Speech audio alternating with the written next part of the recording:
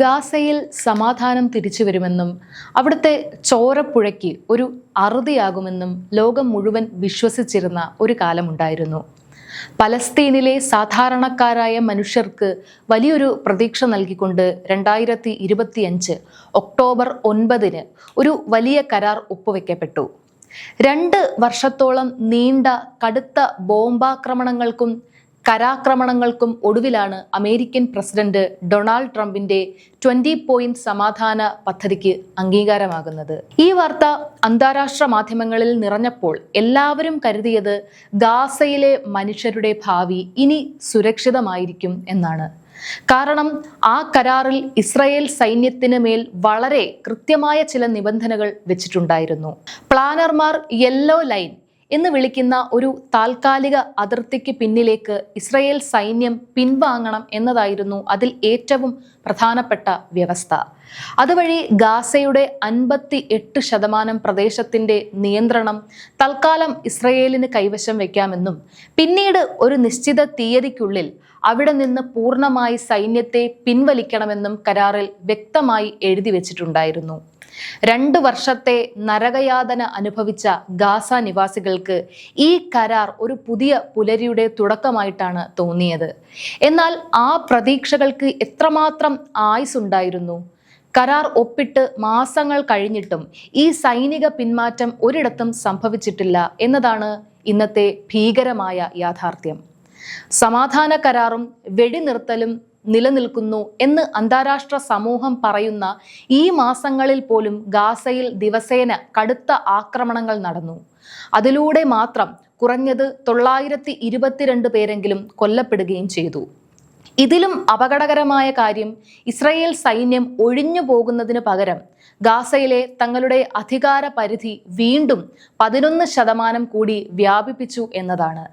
2026 മാർച്ചിൽ ശേഖരിച്ച ഉപഗ്രഹ ചിത്രങ്ങളും ഡാറ്റയും പരിശോധിച്ചാൽ ഒരു കാര്യം വ്യക്തമാകും.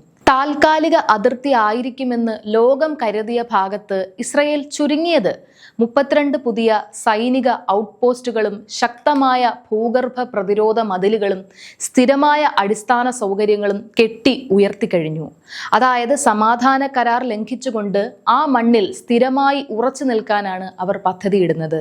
ഇതിനൊപ്പമാണ് ഗാസയിലെ മനുഷ്യർ അനുഭവിക്കുന്ന കടുത്ത ദുരന്തങ്ങളും. കഴിഞ്ഞ വർഷം ഒക്ടോബർ മുതൽ ഓക്സ്ഫാം ഉൾപ്പെടെയുള്ള അന്താരാഷ്ട്ര മാനുഷിക ഏജൻസികൾ നിരന്തരം ഒരു കാര്യം ലോകത്തോട് വിളിച്ചു പറയുന്നുണ്ട്. ഗാസയിലേക്ക് എത്തുന്ന ഭക്ഷണവും മരുന്നും അടക്കമുള്ള അവശ്യ വസ്തുക്കളുടെയും മാനുഷിക സഹായങ്ങളുടെയും വിതരണം ഇസ്രായേൽ ബോധപൂർവം നിയന്ത്രിക്കുകയാണ്. ഒരു ജനതയെ മുഴുവൻ പട്ടിണിക്കിട്ടും അടിസ്ഥാന സൗകര്യങ്ങൾ നിഷേധിച്ചും അവരവിടെ കടുത്ത മാനുഷിക പ്രതിസന്ധി സൃഷ്ടിക്കുന്നു. ഈ വലിയ ആരോപണങ്ങളെല്ലാം നിലനിൽക്കുമ്പോഴാണ് ഇസ്രായേൽ പ്രധാനമന്ത്രി ബെഞ്ചമിൻ നെതന്യാഹുവിന്റെ ഭാഗത്തു നിന്ന് ഞെട്ടിക്കുന്ന ഒരു പരസ്യ പ്രഖ്യാപനം ഉണ്ടായത്. ഒരു രാഷ്ട്രീയ സമ്മേളനത്തിൽ സംസാരിക്കവേ അദ്ദേഹം തികഞ്ഞ ആത്മവിശ്വാസത്തോടെ പറഞ്ഞു, നമ്മളിപ്പോൾ ഹമാസിനെ എല്ലാ വശങ്ങളിൽ നിന്നും ഞെരുക്കുകയാണ്. ഇപ്പോൾ സ്ട്രിപ്പിന്റെ 60% പ്രദേശവും നമ്മുടെ പൂർണ്ണമായ നിയന്ത്രണത്തിലാണ്. നെതന്യാഹു ഇത് പറയുമ്പോൾ സദസ്സിൽ നിന്നും ഒരാൾ ആവേശത്തോടെ വിളിച്ചു പറഞ്ഞു, നമുക്ക് 100% വേണം. അപ്പോൾ നെതന്യാഹു ചിരിച്ചുകൊണ്ട് മറുപടി നൽകിയത് ഇങ്ങനെയാണ്, നമുക്ക് പടിപടിയായി പോകാം. ആദ്യം 70%, നമുക്ക് അതിൽ നിന്ന് ആരംഭിക്കാം. ഞങ്ങൾ അവരെ എല്ലാ വശങ്ങളിൽ നിന്നും സമ്മർദ്ദത്തിലാക്കുകയാണ്. ബാക്കി അവശിഷ്ടങ്ങൾ ഞങ്ങൾ പിന്നീട് കൈകാര്യം ചെയ്തോളാം. ഒരു രാജ്യത്തിന്റെ പ്രധാനമന്ത്രി അന്താരാഷ്ട്ര കരാറുകളെ കാറ്റിൽ പറത്തിക്കൊണ്ട് മറ്റൊരു പ്രദേശത്തിന്റെ 70% തങ്ങൾ കൈക്കലാക്കാൻ പോകുകയാണെന്ന് പരസ്യമായി പ്രഖ്യാപിക്കുന്ന കാഴ്ചയാണിത്. ഈ പ്രസ്താവനയെക്കുറിച്ച് ഔദ്യോഗികമായ വ്യക്തത തേടി പ്രമുഖ മാധ്യമങ്ങൾ പലതും ഇസ്രായേൽ പ്രധാനമന്ത്രിയുടെ ഓഫീസുമായി ബന്ധപ്പെട്ടെങ്കിലും അവരിൽ നിന്നും ഒരു മറുപടിയും ലഭിച്ചിട്ടില്ല. അന്താരാഷ്ട്ര നിയമ വിദഗ്ധർ ഇതിനെ വളരെ ഗൗരവത്തോടെയാണ് കാണുന്നത്. ഡബ്ലിനിലെ ട്രിനിറ്റി കോളേജിലെ അന്താരാഷ്ട്ര മനുഷ്യാവകാശ നിയമ പ്രൊഫസറായ മൈക്കൽ ബെക്കർ പറയുന്നത്, ഗാസ മുനമ്പിന്റെ മുഴുവൻ ഭാഗത്തും സ്ഥിരമായ ഫലപ്രദമായ നിയന്ത്രണം നടപ്പിലാക്കുക എന്നതാണ് ഇസ്രായേലിന്റെ ആത്യന്തിക ലക്ഷ്യമെങ്കിൽ നമ്മൾ സംസാരിക്കുന്നത് ഒരു നിയമവിരുദ്ധമായ കൂട്ടിച്ചേർക്കലിനെ കുറിച്ചാണ് എന്നാണ്. കാരണം ബലപ്രയോഗത്തിലൂടെയോ സൈനിക ശക്തിയിലൂടെയോ മറ്റൊരു രാജ്യം പിടിച്ചെടുക്കുന്നത് അന്താരാഷ്ട്ര നിയമങ്ങളുടെ നഗ്നമായ ലംഘനമാണ്. 2024 അന്താരാഷ്ട്ര നീതിന്യായ കോടതി പുറപ്പെടുവിച്ച ഉപദേശക അഭിപ്രായത്തിൽ ഈ കാര്യം വീണ്ടും അടിവരയിട്ട് പറഞ്ഞിട്ടുള്ളതാണ്. പക്ഷേ ഇത്തരം നിയമങ്ങളെയോ അന്താരാഷ്ട്ര കോടതിയെയോ ഇസ്രയേൽ ഭയപ്പെടുന്നില്ല എന്നതാണ് യാഥാർത്ഥ്യം. 2023 ഒക്ടോബറിൽ ഗാസയ്ക്കെതിരായ യുദ്ധം ആരംഭിച്ചതു മുതൽ ഇന്ന് വരെ ഇസ്രയേൽ സൈന്യം അവിടെ കുറഞ്ഞത് 72,819 പുരുഷന്മാരെയും സ്ത്രീകളെയും കുട്ടികളെയുമാണ് കൊന്നൊടുക്കിയത്. ഇതിനു പുറമെ 10,000-കണക്കിന് ആളുകളെ കാണാതായിട്ടുമുണ്ട്. അവർ തകർന്നടിഞ്ഞ കെട്ടിടങ്ങളുടെ അവശിഷ്ടങ്ങൾക്കിടയിൽ മരിച്ചു കിടക്കുന്നു എന്നാണ് കരുതപ്പെടുന്നത്. 2025 ആയപ്പോഴേക്കും ഗാസയിൽ ജനങ്ങൾക്ക് ജീവൻ നിലനിർത്താൻ ആവശ്യമായ ആശുപത്രികളും വിദ്യാലയങ്ങളും കുടിവെള്ള സംവിധാനങ്ങളും ഉൾപ്പെടെയുള്ള എല്ലാ അടിസ്ഥാന സൗകര്യങ്ങളും ഇസ്രയേൽ തകർത്തു. അവിടെ കടുത്തൊരു കൃത്രിമക്ഷാമം അവർ സൃഷ്ടിച്ചു. ഇത്രയൊക്കെ ക്രൂരതകൾ ചെയ്തു കൂട്ടിയിട്ടും ലോകരാഷ്ട്രങ്ങളിൽ നിന്ന് അർത്ഥവത്തായ യാതൊരു സാമ്പത്തിക ഉപരോധവും ഇസ്രയേൽ നേരിട്ടിട്ടില്ല. വലിയ ജനകീയ പ്രതിഷേധങ്ങൾ നടക്കുന്നുണ്ടെങ്കിലും ഒളിമ്പിക്സ് ഉൾപ്പെടെയുള്ള അന്താരാഷ്ട്ര കായിക വിനോദ മത്സരങ്ങളിൽ അവർ ഇപ്പോഴും സജീവമായി പങ്കെടുത്തുകൊണ്ടിരിക്കുന്നു. അമേരിക്ക ഇടപെട്ട് ഇസ്രയേലിന് മേൽ സ്വന്തം നിബന്ധനകൾ അടിച്ചേൽപ്പിക്കുമെന്ന ലോകത്തിന്റെ പ്രതീക്ഷയും അടിസ്ഥാനരഹിതമാണെന്ന് തെളിഞ്ഞു കഴിഞ്ഞു. കഴിഞ്ഞ വർഷം ഒക്ടോബറിൽ വെടിനിർത്തൽ പ്രഖ്യാപിച്ചതിന് ശേഷം 2026 ഏപ്രിലോടെ ഇസ്രയേൽ ഗാസയിൽ തങ്ങളുടെ സാന്നിധ്യം ശക്തമാക്കുകയും വികസിപ്പിക്കുകയും ചെയ്തപ്പോൾ അമേരിക്ക ഫലപ്രദമായി പ്രതികരിക്കുന്നതിൽ പരാജയപ്പെട്ടു. ഇസ്രയേലിന്റെ ഈ അധിനിവേശം കാരണം ഗാസയിലെ നിവാസികൾക്ക് സ്വന്തം നാടിന്റെ 2/3 ഭാഗത്തേക്കുള്ള പ്രവേശനമാണ് പൂർണ്ണമായും തടസ്സപ്പെട്ടത്. ഈ വിഷയത്തിൽ US സ്റ്റേറ്റ് ഡിപ്പാർട്ട്മെന്റിന്റെ പ്രതികരണം തേടിയെങ്കിലും അവരും മറുപടി നൽകാൻ തയ്യാറായില്ല. ഇത്രയും ചെറിയൊരു പ്രദേശത്തേക്ക് ചുരുക്കപ്പെടുമ്പോൾ ഗാസയിലെ ജനസംഖ്യയ്ക്ക് അവിടെ അതിജീവിക്കാൻ കഴിയുമോ?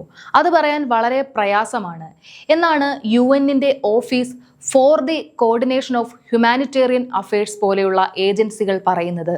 ചുരുങ്ങിക്കൊണ്ടിരിക്കുന്ന ഒരു ഭൂപ്രദേശത്ത് ലക്ഷക്കണക്കിന് മനുഷ്യർ എങ്ങനെ ജീവിക്കും എന്നതിൽ അവർ കടുത്ത ആശങ്ക രേഖപ്പെടുത്തുന്നു. എന്നാൽ ഇതിനുള്ള ഇസ്രയേലിന്റെ ഉത്തരം വളരെ ലളിതമാണ്. ഈ ആഴ്ചയിലെ ബുധനാഴ്ച ഹമാസ് നേതാവ് മുഹമ്മദ് ഒദെ കൊല്ലപ്പെട്ടതിനെ അനുസ്മരിച്ച് ഇസ്രയേൽ പ്രതിരോധ മന്ത്രി കാറ്റ്സ് ഒരു പ്രസ്താവനയിൽ എഴുതി, ഗാസയിൽ നിന്ന് പലസ്തീനികളെ സ്വമേധയാ കുടിയൊഴിപ്പിക്കാനുള്ള പദ്ധതി ഞങ്ങളും നടപ്പിലാക്കും.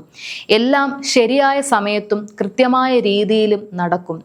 ഈ സ്വമേധയാ ഉള്ള കുടിയേറ്റം എന്ന വാക്ക് ഇസ്രയേൽ ദേശീയ സുരക്ഷാ മന്ത്രി ഇറ്റാമർ ബെൻഗ്വിർ, ധനകാര്യമന്ത്രി ബെസലേൽ സ്മോട്രിച്ച് എന്നിവരുൾപ്പെടെയുള്ള പല തീവ്ര വലതുപക്ഷ മന്ത്രിമാരും സ്ഥിരമായി ഉപയോഗിക്കുന്ന ഒന്നാണ്.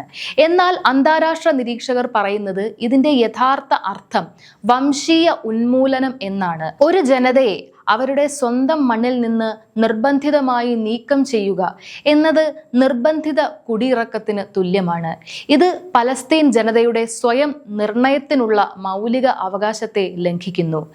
എന്നാൽ ഇന്ന് ലോകത്തിന്റെ ശ്രദ്ധ ഗാസയിലെ ഈ വലിയ ദുരന്തത്തിൽ നിന്നുമെല്ലാം പാടെ മാറിയിരിക്കുന്നു. അന്താരാഷ്ട്ര മാധ്യമങ്ങളും ലോകരാജ്യങ്ങളും ഇപ്പോൾ ചർച്ച ചെയ്യുന്നത് അമേരിക്കയിലെ പുതിയ രാഷ്ട്രീയ മാറ്റങ്ങളെയും ഇസ്രയേലിന്റെ ഇറാനിന് എതിരെയുള്ള യുദ്ധത്തെയും ലെബനനിൽ വലിയൊരു ഭാഗം കൈവശപ്പെടുത്തിക്കൊണ്ട് ഇസ്രയേൽ നടത്തുന്ന സൈനിക നീക്കങ്ങളെക്കുറിച്ചുമാണ്. ഇറാനെതിരെ അമേരിക്ക ആരംഭിച്ച വിനാശകരവും നിയമവിരുദ്ധവുമായ യുദ്ധത്തിന് പരിഹാരം തേടുന്നതിൽ ട്രംപ് ഭരണകൂടം ഇസ്രയേലിന്റെ താൽപ്പര്യങ്ങളിൽ നിന്ന് വ്യതിചലിക്കാൻ തയ്യാറായേക്കാം. എന്നാൽ അമേരിക്കയ്ക്ക് ഗാസയിൽ താൽപ്പര്യം നഷ്ടപ്പെട്ടതായി തോന്നുന്നു. അല്ലെങ്കിൽ നെതന്യാഹുവിന്റെ സർക്കാരിന്റെ ഭാഗത്ത് നിന്ന് സംയമനം പാലിക്കാൻ പ്രേരിപ്പിക്കുന്നതിൽ സമാധാന ബോർഡ് വഹിക്കാൻ തയ്യാറാണെന്ന് വ്യക്തവുമല്ല. സമാധാന കരാറുകൾ വെറും കടലാസ് തുണ്ടുകളാക്കി മാറ്റിക്കൊണ്ട് ഒരു ജനതയെ സ്വന്തം മണ്ണിൽ നിന്ന് പടിപടിയായി ഇല്ലാതാക്കുന്ന കാഴ്ചയ്ക്കാണ് ലോകമിന്ന് സാക്ഷ്യം വഹിക്കുന്നത്. ഇവിടെ വലിയൊരു ചോദ്യം ബാക്കിയാവുകയാണ്. നിയമങ്ങളും മനുഷ്യാവകാശങ്ങളും സംസാരിക്കുന്ന ലോകശക്തികൾ ഈ അനീതിക്ക് നേരെ എത്ര കാലം കണ്ണടച്ചിരിക്കും? ഒരു വശത്ത് വെടിനിർത്തൽ പ്രഖ്യാപിക്കുകയും മറുവശത്ത് അധിനിവേശം തുടരുകയും ചെയ്യുന്ന ഈ ഇരട്ടത്താപ്പ് എന്നവസാനിക്കും? ഗാസയിലെ മനുഷ്യരുടെ വിലാപങ്ങൾക്ക് മുന്നിൽ ലോകം എപ്പോഴാണ് നീതിപൂർവം കാതോർക്കുക? ഈ ഒരു വിഷയത്തിൽ നിങ്ങളുടെ അഭിപ്രായങ്ങൾ താഴെ കമന്റ് ബോക്സിൽ രേഖപ്പെടുത്തുക. നന്ദി.